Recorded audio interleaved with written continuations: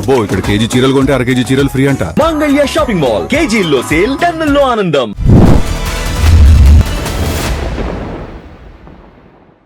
Phone tapping ను అడ్డం పెట్టుకుని ఇష్టం వచ్చినట్లు అసభ్యమైన రాతలతో థంబ్నెయిల్స్ పెట్టి కేటీఆర్ ప్రతిష్టను దిగజార్చుతున్నారు అనేటువంటిది బీఆర్ఎస్ క్యాడర్ ఆరోపణతో ఆగలేదు, మహాన్యూస్పై దాడి వరకు వచ్చారు. ఇది దాడి కాదు, నిరసన మాత్రమే. మేమంటూ దాడులు స్టార్ట్ చేస్తే వేరేలా ఉంటుంది అనేటువంటిది మాజీ మంత్రుల వాదన. అయితే ఆంధ్ర వాళ్ళని టార్గెట్ చేస్తూ బీఆర్ఎస్ దాడి చేస్తుందా, లేకపోతే ఆంధ్ర వ్యక్తుల చేతిలో ఉన్నటువంటి మీడియాలను టార్గెట్ చేసుకుంటూ ముందుకు పోతుందా అనేటువంటిది హాట్ టాపిక్. అయితే తెలంగాణ బీజేపీ తాజా అధ్యక్షుడి నియామకం వెనుక కేసీఆర్ ఉన్నారు, అలాగే బీఆర్ఎస్ బీజేపీ పొత్తులో భాగంగానే ఇది జరిగింది అనేటువంటిది మరొక ఆరోపణ. వీటన్నింటిపై ఇన్ డీటెయిల్గా డెప్త్గా డిస్కస్ చేద్దాం. ఈ టాపిక్స్ కోసం let's invite TRS young leader, అలాగే TRS social media in charge Krishank on to the dial news hot seat with Vijay Sathu. Krishank గారు నమస్తే. నమస్తే విజయ్ గారు. ఈ టాపిక్స్ అన్నింటికన్నా వెళ్లే ముందు మీరు ఎప్పుడు మాట్లాడినా చాలా ఫియర్లెస్గా, చాలా ఫ్రాంక్గా మాట్లాడతారు కాబట్టి కాన్ఫిడెంట్గా అడుగుతున్నాను. మహాన్యూస్పై దాడిని మీరు మనస్ఫూర్తిగా ఒప్పుకుంటారా, లేకపోతే పార్టీ లైన్లో కవర్ చేసుకొస్తారా? What you say? అంటే నోయింగ్ బీఆర్ఎస్ చరిత్ర, దాడి అనేది ఎందుకు అనలేము అని అంటే, నిరసన అని ఎందుకు అనగలుగుతాము అని అంటే, కొందరు వ్యక్తులు వాళ్ళకు నచ్చక, వాళ్ళు చేసిన థంబ్నెయిల్స్ కానివ్వండి, వాళ్ళు ఏదైతే చేసిండ్రో అది నచ్చక నిరసన తెలపడానికి వెళ్ళారు. ఎందుకంటే నిజంగానే బీఆర్ఎస్ఏ చెయ్యాలి, హోల్ ఆఫ్ బీఆర్ఎస్ చేయాలి అని అంటే తెలంగాణ ఉద్యమంలో మిలియన్ మార్చ్ కానివ్వండి ఎన్నో కూడా చూసినాం. అప్పుడు మహాన్యూస్ అనే ఎగ్జిస్టెన్స్ ఉండదు. పనిగట్టుకొని బీఆర్ఎస్ఏ చెయ్యాలని అనుకుంటే మహాన్యూస్ వాళ్ళు రిలీజ్ చేసింది ఏంటిది, స్టేట్మెంట్ 40 మంది వచ్చారండి. బీఆర్ఎస్ఏ పనిగట్టుకొని వెళ్తే 40 మంది వెళ్తారా విజయ్ గారు? అంతకన్నా ఎక్కువ వచ్చే ఛాన్స్ ఉంది చాలా. సో అప్పుడు మహాన్యూసే ఉండదు. కానీ ఒకటే చెప్పాలనుకుంటున్నాం ఏంటంటే, మా ఓపికను, మాకున్న డిసిప్లిన్ని దానికి ఒక పరీక్షను పెట్టారు, మా పేషెన్స్కి ఒక పరీక్షను పెట్టారు. చాలా రోజుల నుంచి, ఇప్పుడు కాదు, ఇది వాళ్ళ జరుగుతుంది. మీరు ప్రయత్నం చేసినట్టు కొందరు మాట్లాడే వాళ్ళు, ఇప్పుడు రియాక్ట్ అయ్యే వాళ్ళు, వాళ్ళకి సపోర్ట్ చేసే వాళ్ళు ఉంటారు కదా, మీరు కనీసం వాళ్ళకి ఏమైనా నోటీసులు ఏమైనా ఇచ్చేడుతుండే. యూట్యూబ్ ఛానల్స్కి నోటీసెస్ వెళ్ళినాయి, మెయిన్ స్ట్రీమ్ ఛానల్స్కి నోటీసెస్ వెళ్ళినాయి. ఇప్పుడు కాదు, కొన్ని సంవత్సరాల క్రితం ఒక ఉదాహరణ చెప్తాను మీకు. కాంగ్రెస్ వాళ్ళు ప్రచారంలో ఒక జూనియర్ ఆర్టిస్ట్ని తీసుకొని వచ్చారు కర్ణాటక నుంచి. కేసీఆర్ గారు లుక్-అలైక్, కేసీఆర్ గారిలా కనబడే లుక్-అలైక్. ఆయనతోనే అడ్వర్టైజ్మెంట్స్ చేశారు. అవును. మేము హైకోర్టుకి వెళ్ళినాం. హైకోర్టుకి వెళ్ళి ఆర్డర్ కూడా వచ్చింది, ఇది కరెక్ట్ కాదు, ఇది ఇన్సల్టింగ్ ఉంది, డిమీనింగ్ ఉంది, అట్లా కేసీఆర్ గారు ఎవరైతే ముఖ్యమంత్రిగా ఉన్నారో మీరు లుక్-అలైక్ని తెచ్చి ఫనీ అడ్వర్టైజ్మెంట్ చేయడం కరెక్ట్ కాదు అని హైకోర్టు ఆ అడ్వర్టైజ్మెంట్స్ని నిలిపేయాలని ఆర్డర్ ఇచ్చింది. కానీ sadly mainstream news channels ఆపేయలేదు, వాటిని కంటిన్యూ చేసింది. కాంగ్రెస్ పార్టీ ఎలక్షన్ క్యాంపెయిన్ అది. అక్కడి నుంచి మొదలు పెట్టుకుంటే, ఆ ఆర్డర్ నుంచి మొదలు పెట్టుకుంటే గతంలో కూడా కేటీఆర్ గారి గురించి, వారి క్యారెక్టర్ని డ్యామేజ్ చేసే, క్యారెక్టర్ అసాసిన్ చేసే స్టేట్మెంట్స్, కొండా సురేఖ గారు లాంటి స్టేట్మెంట్స్, ఎన్నో స్టేట్మెంట్స్ కూడా చాలామంది ఇచ్చినప్పుడు లీగల్ నోటీసెస్ కేటీఆర్ గారు ఇచ్చారు. కానీ ఇది మితిమీరి వాళ్ళు నోట్రో రిలీజ్ చేసారు, జర్నలిజం అనే పదం. యాజ్ అ జర్నలిస్ట్గా ఇవాళ రాష్ట్రంలో ఉన్న ప్రతి ఒక్క జర్నలిస్ట్ ఆలోచించాలి, అది జర్నలిజమా? మేం చేసిన దాన్ని ఒక రాజకీయ పార్టీగా ఇవాళ రాష్ట్ర వ్యాప్తంగా, ఎందుకు పక్క రాష్ట్రంలో ఉన్న చంద్రబాబు నాయుడు గారు రియాక్ట్ అయ్యారు ఇమీడియట్గా, చాలా ఇన్స్టెంట్గా రియాక్ట్ అయ్యారు. ఎందుకంటే ఇగోండి డెక్కన్ క్రానికల్ ఆఫీస్ ఆర్టికల్ ఇది, TD goons attack Vizag DC office, harass staff, వాళ్ళ కండువా వేసుకొని మరీ అటాక్ చేయడం జరిగింది. కానీ ఇవాళ సడన్గా మరి చంద్రబాబు నాయుడు గారు దీని మీద ఇన్స్టెంట్గా రియాక్ట్ అయినారు. పవన్ కళ్యాణ్ గారు కూడా ఇదే డెక్కన్ క్రానికల్ ఆఫీస్, వారు యాక్టర్గా ఉన్నప్పుడు డెక్కన్ క్రానికల్ ఆఫీస్ ముంగట నానా హంగామా చేసింది, అందరికీ కూడా తెలిసింది. అవును. కానీ ఇవాళ రియాక్ట్ అయినారు ఓకే. కానీ ఎప్పుడైనా ఒకటి గమనించండి, ఇప్పుడు మీరు జర్నలిస్టు, నేను ఎంత మాట్లాడినా యాజ్ అ పొలిటీషియనే ఉంటుంది, కానీ నా educational background I'm doctorate in journalism. అవును. ఏమైపోతుందంటే జర్నలిస్టుల గురించి మనం మాట్లాడేసరికి మీరు మాకు జర్నలిజం నేర్పిస్తారా అనేటట్టు అంటారు ఇమీడియట్గా. అందుకే వెనక ముందే అవుతాం మాట్లాడడానికి. కానీ ఇవాళ మీరు అసెస్ చేయండి, నిజంగానే ఇలాంటి తప్పిదాలు జరిగేటప్పుడు ఒక్క ఇన్స్టిట్యూషన్ అన్నా, ఒక్క జర్నలిస్ట్ అన్నా, ఆర్ ఇవాళ కాంగ్రెస్ ప్రభుత్వానికి సపోర్ట్ చేస్తున్న జర్నలిజం యూనియన్ ఏదైతే ఉంటుందో వాళ్ళు రియాక్ట్ కావాలి కదా విజయ్ గారు. కొన్ని సంవత్సరాలు ముందుకెళ్దాం. ఇవాళ ఎమ్మెల్సీగా ఉన్న వ్యక్తి చింతపండు నవీన్ కుమార్, తను ఎమ్మెల్సీ అవ్వడానికి పునాది ఆ ఫౌండేషనే తను పెట్టుకున్న యూట్యూబ్ జర్నలిజం. ఎగ్జాక్ట్లీ. కేసీఆర్ గారిని బాతాల పోషెట్టి అని పిలవడం, కవిత గారిని తైతక్క అని పిలవడం, అది ఎంతవరకు జర్నలిజం అని అంటారు చెప్పండి? అన్నిటికీ మించి కేటీఆర్ వాళ్ళ బాబుని బాడీ షేమింగ్ చేయడం అది ఖచ్చితంగా. కానీ రాష్ట్రంలో ఒక్క ఛానల్ అయినా లేకపోతే ఒక జర్నలిజం యూనియన్ అయినా దానికి బాధ్యులైన హెడ్స్ అయినా కూడా ఏనాడు కూడా ఇది జర్నలిజం కాదు అని వారించిన వాళ్ళు లేరు. అంటే ఎలక్ట్రానిక్ మీడియాని ఒక దశలో డిజిటల్ మీడియానే జర్నలిజంలోకి గుర్తించినప్పుడు అలా ఎలా కండెమ్ చేస్తామనేటువంటి ఒక క్వశ్చన్ కూడా ఉంటుంది కదా. ఎగ్జాక్ట్లీ. అందుకే ఇప్పుడు ఏమైపోయింది అంటే అక్రిడిషన్ ఇవన్నీ చర్చకు వచ్చినప్పుడు మీరు అన్నట్టు యూట్యూబ్ జర్నలిజంని దాన్ని మేము యాక్సెప్ట్ చేయమని అంటే ఇవాళ ఆ యూట్యూబ్ జర్నలిజం నుంచే ఆయన చట్టసభల్లోకి వచ్చిండు. దట్ ఎంకరేజెస్ అదర్స్ కూడా కదా. ఇవాళ మీరున్నారు, we have done more than dozens of interviews, కానీ ఈనాడు కూడా అట్లాంటి లాంగ్వేజ్ యూజ్ చేయలేదు. కానీ దేర్ ఆర్ పీపుల్ దాన్ని ఇవాళ అదే వ్యూవర్షిప్గా అదే టీఆర్పీగా అనుకొని ఇవాళ అది నడిపిస్తే ఒక యూట్యూబ్ తరహాలో నువ్వు mainstream journalism, mainstream channel, Maha news is a mainstream channel. మీరు ఇచ్చే పర్మిషన్స్ ఏదైతే ఉంటాయో మీకు బ్రాడ్కాస్టింగ్ అవన్నీ కూడా పర్మిషన్స్, గైడ్ లైన్స్, ప్రభుత్వ గైడ్ లైన్స్ ప్రకారంగా సెన్సర్షిప్ ఇవన్నీ కూడా ఉన్నాయి కదా. So freedom of speech and expression అని అన్నప్పుడు మీరు ఆ థంబ్నెయిల్స్ పెట్టొచ్చునా? పెట్టకూడదు అసలు ఒప్పుకుంటా. అండ్ ఏ బేసిస్గా మీ దగ్గర ఎవిడెన్స్ ఎట్లున్నది చెప్పండి. నేను స్ట్రైట్గా అడిగేది ఏంటంటే ఇవాళ ఫోన్ ట్యాపింగ్ విషయం మీద థంబ్నెయిల్స్ పెట్టారు. చలో అసలు డైరెక్ట్గా మనం మాట్లాడుకుందాం ఇప్పుడు. ఎందుకంటే పిసిసి ప్రెసిడెంట్ మహేష్ గౌడ్ కూడా అధ్యక్షుడు గాంధీ భవన్లో చూడండి ఎంత చాకచక్యంగా చెప్పిన అబద్ధాన్ని మళ్ళీ చెప్తే నిజమవుతుంది అన్నట్టు. కొండా సురేఖ గారు ఏమని అన్నారు అప్పుడు? నాగ చైతన్య గారికి సమాంత గారికి విడాకులైంది కేటీఆర్ గారి వల్ల అని అప్పుడు ఆరోపించినందుకు పెద్ద దుమారమైంది, జాతీయ స్థాయిలో దుమారమైంది. తర్వాత ఆమె వెనక్కి తీసుకున్న పరిస్థితి, కోర్టుకు వెళ్ళిన పరిస్థితి, నాగార్జున గారి కుటుంబం కోర్టులో ఇవాళ కూడా అది ఉన్నది. కానీ దాన్ని ఖండించకుండా కాంగ్రెస్ పార్టీ ఇవాళ పిసిసి ప్రెసిడెంట్ మహేష్ గౌడ్ మళ్ళీ 3 రోజుల క్రితం గాంధీ భవన్లో అదే మాట్లాడిండు కదా. అంటే గుణపాఠం నేర్చుకోలేదు కదా కాంగ్రెస్ పార్టీ. మహేష్ గౌడ్ గారికి ఎట్లా తెలిసింది చెప్పండి. సమాంత గారు ఉన్నారు, I'm not her spokes person, కానీ వారు పాపులర్ యాక్ట్రెస్ కదా. ప్రతి అడ్వర్టైజ్మెంట్కి వారికి డెఫినెట్గా కోట్ల రూపాయలు వస్తాయి కదా. కానీ ఆ కోట్ల రూపాయలు కూడా తీసుకోకుండా నేతన్నలను ప్రోత్సహించడానికి ప్రతి చేనేత అంబాసిడర్గా కానివ్వండి, ప్రతి వీక్లో ఒకసారి చేనేత వేసుకోవాలని తను ఒక మహిళగా సపోర్ట్ చేసినప్పుడు ఇవాళ మీరు ఎవరైతే మహిళలను అంటున్నారో, రకుల్ ప్రీత్ సింగ్ అని పేరు తీసుకుంటున్నారో, లేకపోతే సమాంత అని అంటున్నారో, ఇంకెవరెవరియో మహిళల రకరకాల కొత్త పేర్లు వస్తున్నాయి. ఈషా రబ్బా గారు ఫోన్ ట్యాపింగ్ అయిందని, హేబా పటేల్ ఫోన్ ట్యాపింగ్ అయిందని అందరూ న్యూస్లో వీళ్ళు కాంగ్రెస్ వాళ్ళు మాట్లాడుతున్నారు కదా. గిదా మన తెలంగాణ సంస్కృతి గిదా? ఆ మహిళలను మనం మాట్లాడుతున్నామా? మహిళలను అడ్డం పెట్టుకొని మనం రాజకీయాలు చేస్తున్నామా? అండ్ దట్టు వాళ్ళు ఆరోపించకుండానే. ఎగ్జాక్ట్లీ. వాళ్ళు బయటికి వచ్చి మాకు ఇట్లా జరిగింది, మాకు హరాస్మెంట్ జరిగింది అని చెప్పకుండా గవర్నమెంట్లో ఉన్న పార్టీ ప్రభుత్వము వాళ్ళ హెడ్ ఆఫీస్ గాంధీ భవన్లో కూర్చొని అధ్యక్షుడు ఇవి ఆరోపణలు వేస్తుంటే మనము ఆ మహిళలను లేకుంటే రాజకీయంగా కేటీఆర్ గారినో కాదు, మన తెలంగాణ సంస్కారం, మన తెలంగాణ సంస్కృతిని మనము చిన్నచూపు చేస్తున్నాం మహిళలని వాళ్ళ ఉపయోగించుకుంటూ. సిట్ ఒక్క పేరని ఇచ్చిందా చెప్పండి? ఒకటి చెప్తాను విజయ్ గారు, టెక్నికల్ పాయింట్ ఒక్కటి చెప్తాను విజయ్ గారు. ఫోన్ ట్యాపింగ్ ఇది అంతా నడుస్తున్నారు కదా, ఇది అబ్సల్యూట్లీ హాగ్ వాష్ అని చెప్తాను నేను మీకు. అవునా? అబ్సల్యూట్లీ. ఎందుకు చెప్తాను మీకు, సుప్రీంకోర్టు పెగాసిస్ విషయం మీద బీజేపీ వాళ్ళు ఇవాళ మాట్లాడుతుంటే విచిత్రం ఉన్నది తెలుసా. పెగాసిస్ వాళ్ళ బాప్ భారతీయ జనతా పార్టీ. మన పార్లమెంట్ 2 సెషన్లే పోయినాయండి పెగాసిస్ చేయబట్టి. సుప్రీంకోర్టులో వచ్చింది. సుప్రీంకోర్టులో వచ్చినప్పుడు సుప్రీంకోర్టు ఒక టెక్నికల్ కమిటీ ప్యానెల్ పెట్టింది.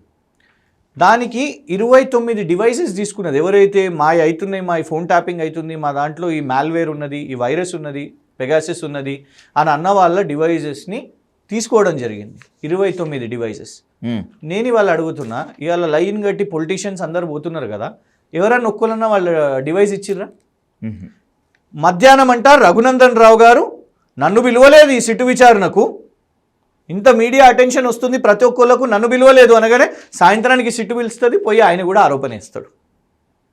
రఘునందన్ రావు గారికి ఎట్లా తెలుస్తుందండి? విజయ్ గారు మీ ఫోన్ ట్యాప్ అవుతుందో లేదో మీకు ఎట్లా తెలుస్తుంది చెప్పండి? లేదు, నాకు తెలిసే ఛాన్స్ ఎట్లా లేదు. తెలుస్తుంది? లేదు. హెబ్బా పటేల్ గారిది ట్యాప్ అవుతుందని ఎట్లా తెలుస్తుంది? నాకైతే హెబ్బా పటేల్ గారు ఎవరో కూడా తెలియదు. ఐఎమ్ సారీ, వారు ఏ మూవీ చేసారో నాకు తెలియదు. ఐ డోంట్ వాంట్ టు వారిని చిన్న చూపు చేయాలని కాదు, కానీ ఆమెతో పాటు ఇషారబ్బా కూడా నేమ్ కూడా వచ్చింది, వారిని కూడా ఫోన్ ట్యాప్ చేసిన ఎవరికి ఎట్లా తెలిసింది చెప్పండి? సుప్రీంకోర్టు సేయింగ్ అండి, డివైస్ టెస్ట్ చేస్తే తప్ప, టెక్నికల్ కమిటీ టెస్ట్ చేస్తే తప్ప ట్యాప్ అయిందో లేదో తెలియదని. మన దగ్గర వెబ్ సిరీస్ నడుస్తున్నది, వీళ్ళదైందంట వాళ్ళదైందంట, ఇది అయినందుకే విడాకులు వచ్చినాయంట. ఒక ప్రభుత్వంలో ఉన్న వాళ్ళు ఇది ఇట్లాంటి రాష్ట్రాన్ని మనము రాష్ట్ర ప్రజలను మోసం చేస్తున్నట్టు కాదా? లీవ్ కేటీఆర్, మీరు టార్గెట్ రాజకీయంగా కేటీఆర్ గారిని చేస్తున్నారు. పక్కన మనకి ఇంపార్టెంట్ ఇష్యూస్ ఉంటాయండి. You're running a YouTube channel, మీరు ఒక్క న్యూస్తోని డే అంతా నడిపారు కదా. వందల మంది మీకు ఫీల్డ్ మీద ఉంటారు, రకరకాల రైతుల అంశాలను ఉంటాయి, మహిళల అంశాలు ఉంటాయి, జనరల్ వెల్ఫేర్ ఇష్యూస్ ఉంటాయి, ఇవన్నీ కూడా ఉంటాయి. అవన్నిటిని డైవర్ట్ చేయడం అని అంటే ఈ రాష్ట్ర పరిపాలనను డైవర్ట్ చేయడం కాదా? రాష్ట్ర ప్రజలను పిచ్చోళ్ళని చేయడం కాదా? ప్రజల ఐక్యూని తగ్గించడం కాదా? We're putting people's IQ at test. నమ్మేయడం, అరే ఆ కేటీఆర్ అంట ట్యాపింగ్ టిల్లు అని పేరు పెట్టేసారు, ఎక్కడ చూసినా ట్యాపింగ్ కేటీఆర్ అని ఇది పెట్టడం. అవును, ఈ ఏ వచ్చిన తర్వాత దాన్ని వాడుకొని ఇంకా వీడియోస్. ఇక ఇంకొకటి, అశ్విని వైష్ణవ్ గారు మన కేంద్ర ఐటీ కమ్యూనికేషన్స్ మినిస్టర్, పార్లమెంట్లో నిలబడి ఇచ్చిన స్టేట్మెంట్ అండి ఇది. ప్రెస్ ఇన్ఫర్మేషన్ బ్యూరోకి వెళ్ళి తీసుకున్నాను. ఆయన చెప్పిన కొన్ని అంశాలు, ఇదే టెక్నికల్ అనాలిసిస్ ఇవన్నీ కూడా ఇవ్వాలి, ఎవరు ముందుకు వస్తలేరు వాళ్ళ డివైస్లు. రాహుల్ గాంధీ గారు ఫోన్ ట్యాపింగ్ అని మా మీద ఆరోపణ వేసారు, కానీ అసలు ఆయన డివైసే ఇస్తలేడు, ఎట్లా తెలుస్తుంది అని ఆయన చెప్పడం. ఇంకొకటి ఏంటంటే a committee has to be there, ఆయన వాళ్ళు సపోర్ట్ చేస్తున్నారు. దేర్ ఇస్ ఫోన్ ట్యాపింగ్ అని కేంద్ర ప్రభుత్వం చెప్పింది. నిన్న కూడా ముసాయిదా రిలీజ్ చేశారు, పక్క రాష్ట్రాలే కూడా చేసుకోవచ్చు ఫోన్ ట్యాపింగ్ అని కూడా కేంద్ర ప్రభుత్వం చెప్పింది. అశ్విని వైష్ణవ్ గారు ఏమని అన్నారంటే, ఒక కమిటీ ఉంటుంది, ఆ కమిటీ రివ్యూ ప్రకారంగా ఫోన్ ట్యాపింగ్ ఎవరిది చేయాలి అనేది ఉంటుంది, దానికి హెడ్ చీఫ్ సెక్రటరీ గారని. ఓకే, మరి వాళ్ళ చీఫ్ సెక్రటరీ గారిని, అప్పటి ప్రభుత్వం చీఫ్ సెక్రటరీ గారిని మీరు ఇవాళ వరకు సమన్ చేసిర్రా, కేసులో బుక్ చేసిర్రా, అక్యూజ్డ్గా పెట్టిర్రా లేదా? మీరేం చేసిర్రు? రిటైర్మెంట్ అయిన తర్వాత ఆ చీఫ్ సెక్రటరీ గారిని, అప్పటి డీజీపీ గారికి పదవులు ఇచ్చిర్రు మీరు. మహేందర్ రెడ్డి గారి మీద ఏం కాలేదు, శాంతకుమారి గారి మీద ఏం కాలేదు, మరి ఎట్లా ఏ బేసిస్గా మీరు క్రియేట్ చేసిండ్రు? ఇంకోటి చెప్తానండి, ఇదంతా కూడా ఈ గేమ్ ఏంటిది అంటే, ఇది 2021 న్యూస్. ఇది 2021లో ప్రధాన ప్రతిపక్ష నేత సిద్ధరామయ్య గారు కర్ణాటకలో, అప్పుడు బీజేపీ ప్రభుత్వం కదా, బీజేపీ వాళ్ళు నా ఫోన్ ట్యాపింగ్ చేస్తున్నారు అని ఆరోపణ. ఇప్పుడు ఎవరు ప్రభుత్వంలో ఉన్నారు? సిద్ధరామయ్య గారు ప్రభుత్వంలో ఉన్నారు. సిద్ధరామయ్య గారు ప్రభుత్వంలో ఉంటే ఇప్పుడు బీజేపీ నేత సిద్ధరామయ్య గారు మా ఫోన్ ట్యాప్ చేస్తున్నారు అని అసెంబ్లీలో బీజేపీ వాళ్ళ ఆరోపణ. ఇది కర్ణాటక సంగతి. ఇన్ఫ్యాక్ట్ కర్ణాటకలో సిబిఐ కూడా యడ్యూరప్ప గారు వేసారు 2019లో. 6 సంవత్సరాలు అవుతుంది, ఏం తేలింది? ఏం లేదు. అప్పుడు నడిపించారు అంతే, న్యూసే. హిమాచల్ ప్రదేశ్లో కూడా కాంగ్రెస్ ప్రభుత్వమే కదా, మనం తెలంగాణలో అయితే మనం మాట్లాడుకున్నాం ఫోన్ ట్యాపింగ్. కర్ణాటక మీకు చెప్పినాను. 2019లో కాంగ్రెస్ అప్పుడు ప్రతిపక్షంలో ఉన్నది, బీజేపీ వాళ్ళు మా ఫోన్ ట్యాపింగ్ చేస్తున్నారు అని జైరామ్ ఠాకూర్ గారు అప్పుడు ముఖ్యమంత్రి హిమాచల్ ప్రదేశ్కి, జైరామ్ ఠాకూర్ గారు ప్రభుత్వం మా మీద ఫోన్ ట్యాపింగ్ చేస్తుంది అని అప్పుడు మొత్తం హంగామా ఇది. ఇప్పుడు కాంగ్రెస్ ప్రభుత్వంలో ఉన్నది కదా, సుక్కు గారు ముఖ్యమంత్రి. ఇప్పుడు అదే జైరామ్ ఠాకూర్ గారు ఎప్పుడైతే ముఖ్యమంత్రి ఉండేనో, ఇప్పుడు ప్రతిపక్ష నేత సుక్కు, కాంగ్రెస్ ప్రభుత్వం మా ఫోన్ ట్యాపింగ్ చేస్తుంది. నేను 2 కాంగ్రెస్ ప్రభుత్వాలే మీ ఉదాహరణ చెప్తున్నా. ఎందుకు చెప్పాలంటే, నేను బీజేపీ వాళ్ళే కాంగ్రెస్ వాళ్ళే రోజు వింటున్నా, దేశంలో ఎన్నడూ కానటువంటి నీచాతి నీచంగా వీళ్ళు ఇట్లా చేశారు, ఈ పిక్చర్ ఇస్తున్నారు. దేశంలో మీ కాంగ్రెస్ ప్రభుత్వాలు, బీజేపీ ప్రభుత్వాలు ఇవే మాట్లాడుకుంటున్నాం అయ్యా, మొత్తం దేశంలో ఇవే మాట్లాడుకుంటున్నారు. సో ఫోన్ ట్యాపింగ్ జరుగుతుందా లేదా? I'm not police department spokes person. That's what my question. ఇప్పుడు ఇన్ని ఎగ్జాంపుల్స్, ఇన్ని మెటాఫర్స్ చూపించారు కదా మీరు, what you want to convey Kishan? అంటే గవర్నమెంట్ హెడ్గా ఉండి వీ డిడ్ ఫోన్ ట్యాపింగ్ అని చెప్పదలుచుకున్నారా? ఫోన్ ట్యాపింగ్ సర్వసాధారణం అని చెప్పదలుచుకున్నారా? నేను ఒకటి చెప్పాలనుకుంటున్నాను. ఇండియా కార్పొరేట్ వీక్లో మన్మోహన్ సింగ్ గారు నిలబడి 2010లో ఓకే డిసెంబర్ 2010లో ఫోన్ ట్యాపింగ్ని సపోర్ట్ చేసుకుంటూ మేము ఇండస్ట్రియలిస్ట్లవి కూడా చేస్తున్నాం, ట్యాక్స్ ఎవేషన్ చేయకుండా, ట్యాక్స్లు ఫరారీ చేయకుండా ఇది ఓకే చేస్తున్నారు. ఓకే అంటే ప్రధానమంత్రి గారు నిలబడి మాట్లాడారు, అప్పటి ప్రధానమంత్రి గారు నిలబడి మాట్లాడారు కాబట్టి I'm two a small person to tell about this. నేను ఓపెన్గా చెప్పేది మీకు ఏంటంటే కేసీఆర్ గారు చాలా క్లియర్గా ఒకసారి చెప్పారు, పోలీస్ డిపార్ట్మెంట్ వాళ్ళ పని వాళ్ళు చేసుకుంటారండి. అవును అవును ఎక్కడెక్కడ టెర్రర్ హాట్ బెడ్స్ ఉన్నాయో, ఏ విధంగా దేన్ని ఎట్లా డీల్ చేయాలనో దాన్ని వాళ్ళు చేస్తూ ఉంటారు. కానీ జరుగుతున్న మెకానిజంని మీరు రాజకీయంగా ఉపయోగించుకోవడానికి సింపుల్గా ఏం చేసిర్రు, ఈ కేసు ఎక్కడికి పోతుంది, అల్టిమేట్గా ఒక కేసు ఎక్కడికి పోతుంది, కోర్టు బెంచ్కి పోతుంది. వాళ్ళని మనం సపోర్ట్కి తెచ్చుకోవాలి అంటే జడ్జిలవి కూడా అవుతున్నాయి ఫోన్ ట్యాపింగ్. దీన్ని రిపోర్ట్ చేసే వాళ్ళు ఎవరు, మీడియా, జర్నలిస్టులవి కూడా అవుతున్నాయి. మాకు అనుకూలం జర్నలిస్ట్ పేరు చెప్తే ఇంకా మంచిదే కదా, మా పాటనే పాడతాడు. రాధాకృష్ణ గారి పేరు బెస్ట్, ఏబిఎన్ రాధాకృష్ణ మావోడే కదా, ఏబిఎన్ రాధాకృష్ణ. అవునవును కేసీఆర్ నాకు చేసిండనే చెప్తాడు, సో రాధాకృష్ణ గారి పేరు పెట్టేసినాం. కానీ ఇంకా మసాలా దాక్తలేదు. జడ్జిలది ప్రజలు ఎక్కువ ఎందుకు చూస్తారండి, రాధాకృష్ణ గారిది ఎక్కువ ఎందుకు చూస్తారండి, ఎక్కువ చూసేది సినిమా వాళ్ళది చూస్తారు కదా. అందుకు సినిమా వాళ్ళ పేర్లు కూడా పెట్టేద్దాం. ఫస్ట్ సమంత నాగ చైతన్య పేరు ఎత్తేద్దాం, తర్వాత ఇంకొందరు హీరోయిన్స్ పేరు ఎత్తుదాం, అంతే.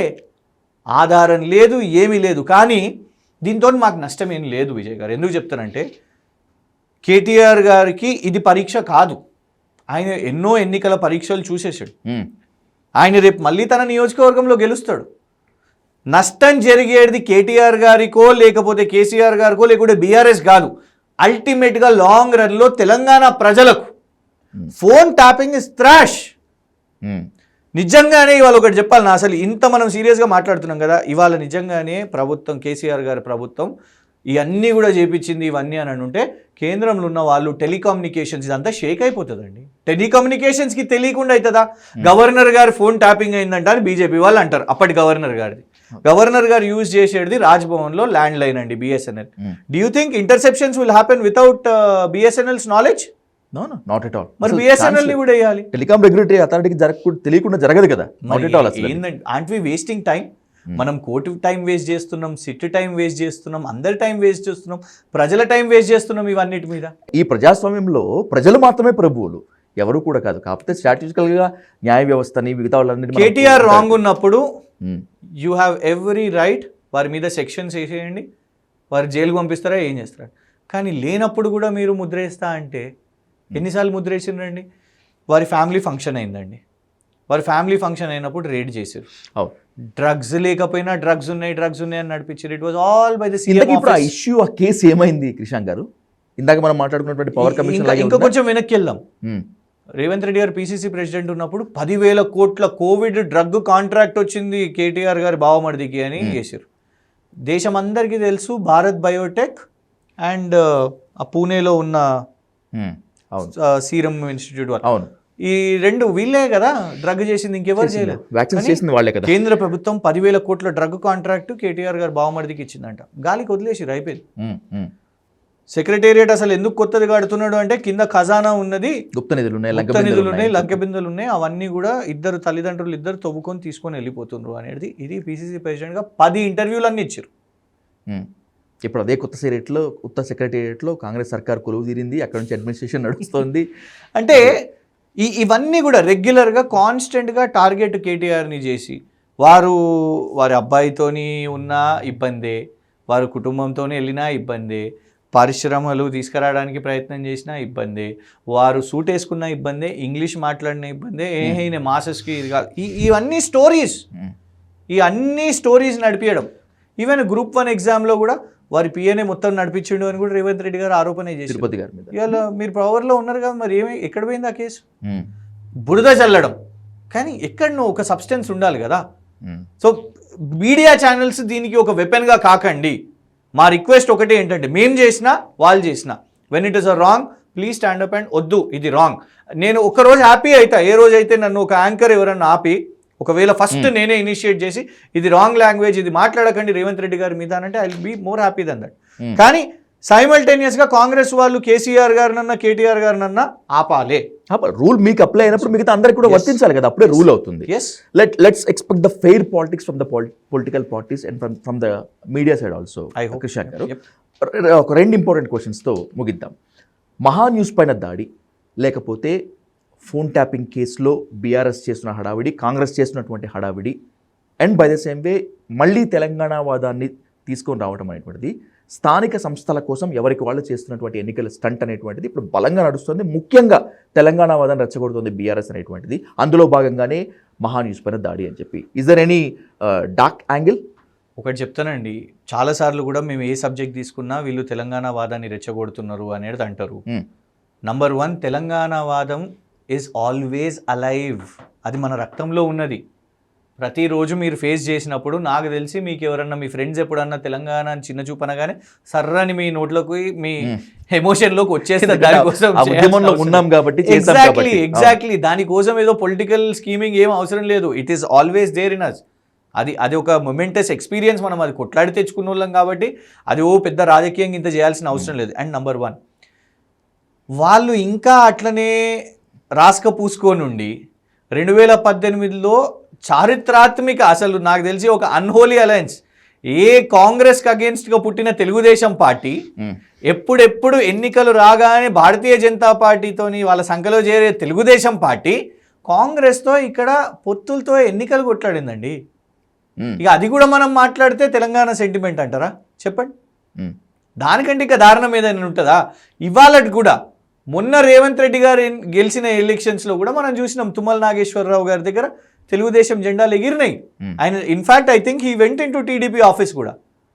సో తెలంగాణ సెంటిమెంట్ ప్రత్యేకంగా లేపాల్సిన అవసరం లేదు. కానీ ఎప్పుడెప్పుడు చంద్రబాబు నాయుడు గారైనా, లేకపోతే ఇట్లా పవన్ కళ్యాణ్ గారైనా, లేకపోతే ఈ ఛానల్స్ అయినా కూడా ఎవరైతే తెలంగాణను వ్యతిరేకించిన వాళ్ళు, షర్మిల గారైనా కూడా తెలంగాణను వ్యతిరేకించిన వాళ్ళు ఎవరు వచ్చి ఇక్కడ వేలు పెట్టినా దానికోసం ప్రత్యేకంగా కేసీఆర్ గారు అవసరం లేదండి. అందరం వాయిస్ అవుట్ చేస్తాం. మీరు చేస్తారు, నేను చేస్తాను, సామాన్యులు అందరూ కూడా చేస్తారు. ఎందుకు ఇంకా ఎక్కువ చేస్తలేరు కేసీఆర్ గారు అనే వాళ్ళు కూడా ఉన్నారు, డెఫినెట్గా ఉన్నారు. So Telangana sentiment is not the point. నిజం చెప్పాలంటే ఒక్కొక్కసారి మమ్మల్ని ఇది కూడా తప్పుపడతారు.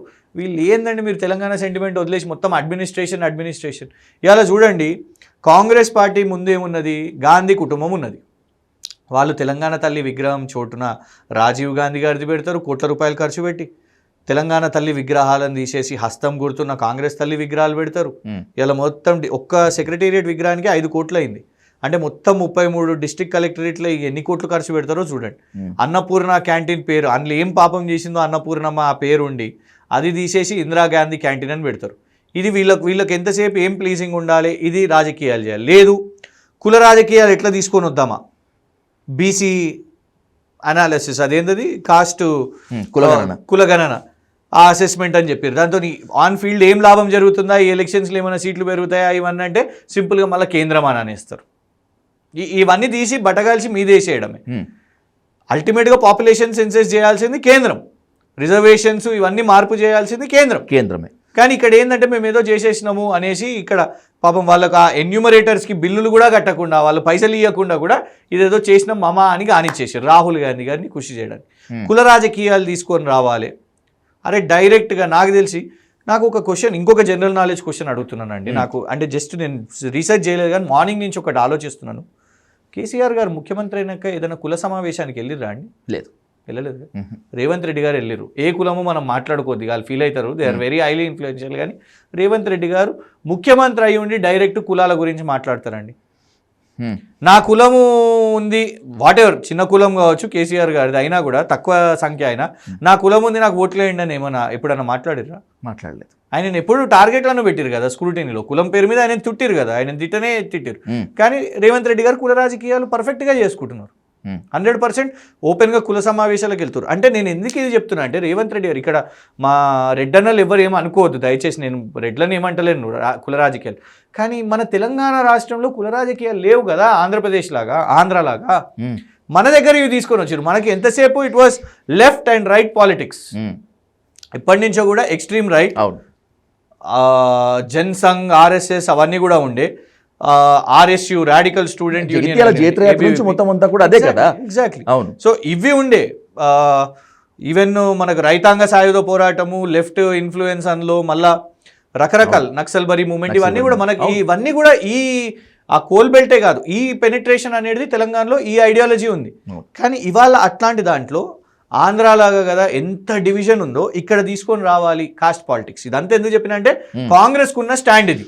భారతీయ జనతా పార్టీ ఏ డివైడ్ తోని ఏ పాలిటిక్స్ వెళ్తుందో మనకు తెలుసు, మనకు క్లియర్గా పిక్చర్ ఉంది. మన కరీంనగర్కి వచ్చి కూడా కాశ్మీర్ ఇష్యూని మాట్లాడుతూనే ఉంటారు. ఆ కాశ్మీర్ ఇష్యూ భారతీయ జనతా పార్టీకి అది నెవర్ ఎండింగ్ ఇష్యూ. మేము ఆ కాశ్మీర్ స్పెషల్ పవర్స్ కూడా తీసేసినాం, కాశ్మీర్గా మనకు వచ్చేసింది అన్నా కూడా మనం చూసినాం ఎట్లా. ఈవెన్ పహల్గామ్ టూరిస్ట్ మీద దాడి జరిగినప్పుడు కూడా ఆర్ ఏదన్నా సర్జికల్ స్ట్రైక్స్ జరిగినా కూడా మోదీ గారు దాన్ని బ్యానర్ వేసేసి ఇన్ఫాక్ట్ దాని గురించి మాట్లాడింది ఫస్ట్ బీఆర్ ఎలక్షన్ ర్యాలీలోనే. బీఆర్ ర్యాలీలోనే మోదీ గారు ఇది వాళ్ళది. మా గురించి ఏందండి, మేము ప్రచారంకి వెళ్తే మేము నీళ్ళు ఇచ్చినాం, మేము రైతు బంధు స్కీమ్ తెచ్చినాం, మేము రుణమాఫీ తెచ్చినాం, మేము కేసీఆర్ కిట్ తెచ్చినాం, మేము డబుల్ బెడ్రూమ్లు ఇస్తున్నాం, మేము పథకాలు ఇస్తున్నాం, విద్యుత్తు నిరంతరాయ విద్యుత్తు, మేము ఫ్లైఓవర్లు కడుతున్నాం. What is this called as development కాదా? ఇట్లాంటి పార్టీని ప్రజలు కాపాడుకోవాలి కదా. మేము ఇన్ఫ్యాక్ట్ తెలంగాణ సైడ్ మేము తెలంగాణ కోసం కొట్లాడినాం 2014. ఇదంతా కూడా ఇది నిజం చెప్పాలంటే ఎపిసోడ్ హెస్ బికమ్ ఓల్డర్. ఇంకా మా అంతటా మేమే చేసిన తప్పు కావచ్చు అది. మేము మొత్తం మాట్లాడుతున్నది డెవలప్మెంటే, పథకాల గురించే మాట్లాడుతున్నాం. వచ్చి మేము తెలంగాణ కోసం కొట్లాడినాం కాబట్టి మీరు బ్లాంక్గా బ్లైండ్గా మీరు ఓన్లీ దీనికే ఓటేయాలి అనే పాపం ప్రజలు కూడా అది మర్చిపోయారు కావచ్చు. కానీ కొట్లాడింది 100% ఇదే, ప్రతి ఇష్యూ వచ్చినప్పుడు ఇదే కొట్లాడాను. కానీ ఇవాళ ఎందుకు బీఆర్ఎస్ ఉండాలి అని అంటే రాష్ట్రంలో డెవలప్మెంట్ డిబేట్ కావాలి అంటే డెఫినెట్గా ఇదే కావాలి. రేపు జూబ్లీ హిల్స్ నుంచే మొదలు పెట్టండి. ఉప ఎన్నికలు జూబ్లీ హిల్స్ ఉప ఎన్నికల్లో ఈ 2 సంవత్సరాల్లో రానున్న అంటే ఎలక్షన్స్ వచ్చేసరికి రేవంత్ రెడ్డి గారి ప్రభుత్వం ఏం చేసింది, ఎక్సెప్ట్ ఫర్ పేర్లు మార్చడం ఆర్ బీఆర్ఎస్ చేసిన దాని రిబ్బన్ కటింగ్లు లేకుంటే కూల్చివేతలు తప్ప ఏదన్నా వాళ్ళు మంచి చేసింది ఏదన్నా ఉందా? బీఆర్ఎస్ చెప్తుంది ఏం మంచి చేసిందో. డెవలప్మెంటే మాట్లాడదాం. స్థానిక సంస్థల ఎన్నికల్లో కూడా డెవలప్మెంటే మాట్లాడదాం. మీరు ఏం చేసిర్రు? ఉట్టి హంబగే కదా. 2 పంటలు ఆల్రెడీ ఎగ్గొట్టేసిరండి మీరు రైతులకు, చెప్పండి అది కూడా. సో అల్టిమేట్గా రేవంత్ రెడ్డి గారు ఈ ఒక ప్రొటెక్షన్ ఏం పెట్టుకున్నారు వాళ్ళందరికీ కూడా అర్థమవుతుంది ఏంటంటే ఎనీ డే కాంగ్రెస్ పార్టీ ముఖ్యమంత్రిని మారుస్తే ఇప్పుడు రేవంత్ రెడ్డి గారు ఏం చేస్తారు? డైరెక్ట్గా బీజేపీకి వెళ్ళరు కదా, డైరెక్ట్గా బీజేపీకి వెళ్ళరు. సో బీజేపీకి రూట్ రేవంత్ రెడ్డి గారు ఎవరు, వయా ఎవరు? మహాన్యూస్ దాడి జరిగితే ఖండించిన పెద్దలు, ప్రతి నిర్ణయం వెనుక ఉన్న వ్యక్తి చంద్రబాబు నాయుడు గారు. బనకచెర్ల అనగాని రేవంత్ రెడ్డి గారు కొట్లాడని వ్యక్తి ఆ చంద్రబాబు నాయుడు గారు లేరా? సో ఇవాళ బీజేపీ స్టేట్ ప్రెసిడెంట్ని నిర్ణయించినా లేకపోతే బీజేపీ ఎంపీస్ రేవంత్ రెడ్డి గారిని ఏమనకపోయినా ఆర్ఆర్ కమిషన్ అని అన్నా ఆర్ ఒక మంత్రి సతీమణి ఇవాళ కలెక్షన్ చేస్తుంది అని ఈటల రాజేందర్ గారు అన్నా, షోదా కన్స్ట్రక్షన్స్ మీద మహేశ్వర్ రెడ్డి గారు నిలదీసిన ఇవేవిటి మీద ఇవాళటి వరకు ఈడీ సిబిఐ విచారణ కాలేదు అని అంటే ఎవరు ప్రొటెక్ట్ చేస్తున్నారు చెప్పండి? 100% బీజేపీ ఈస్ ప్రొటెక్టింగ్ దెమ్. మమ్మల్ని ప్రొటెక్ట్ చేసిర్రా చెప్పండి? మమ్మల్ని ఊకే బీఆర్ఎస్ బీజేపీ మా నాయకురాల్ని తీసుకుపోయి జైలు వేసిరు కదా, కవిత గారిని వేసిరు కదా జైల్లో. కేసీఆర్ గారిని ఇవాళ కమిషన్ పెట్టి విచారణకు రప్పించారు కదా. ఫోన్ ట్యాపింగ్లో మీరు కూడా పోయి విచారణలలో పాల్గొని మీరు మా మీద బద్నాం చేస్తున్నారు కదా. కేటీఆర్ గారి మీద ఈడీని కూడా దింపారు కదా. చెప్పండి ఇప్పుడు బీఆర్ఎస్ బీజేపీ ఉందా, బీజేపీ కాంగ్రెస్ ఉందా? ఇన్ని అంశాలు. నరేంద్ర మోదీ గారు అండి ఏటీఎం, నిన్న అమిత్ షా గారు లేటెస్ట్ వచ్చి Telangana is an ATM for Congress అని. అంటే వాళ్ళ దగ్గర ఫైల్స్ ఏదో లిస్ట్ ఉండొచ్చు కదా. మరి ఇవాళ వరకు ఎందుకు కాపాడుతున్నారు? ఎవరిని కాపాడుతున్నారు? రేవంత్ రెడ్డి గారిని కాపాడుతున్నారు. రైట్. పాలిటిక్స్ చాలా హీట్ ఎక్కాయి తెలంగాణలో, ముఖ్యంగా మహాన్యూస్పై దాడి కావచ్చు, లేకపోతే బానకచర్ల ఇష్యూ కావచ్చు, మిగతా ఏదైనా కూడా. రాబోయే రోజుల్లో ప్రజలు చాలా నిర్ణయాత్మక తీర్పు ఇస్తారని చెప్పి విశ్లేషకులు చెప్తున్నటువంటి నేపథ్యంలో మళ్ళీ కూర్చుందాం, మళ్ళీ డీటెయిల్గా మాట్లాడదాం. థ్యాంక్ యూ కృష్ణ గారు, థ్యాంక్ యూ సో మచ్.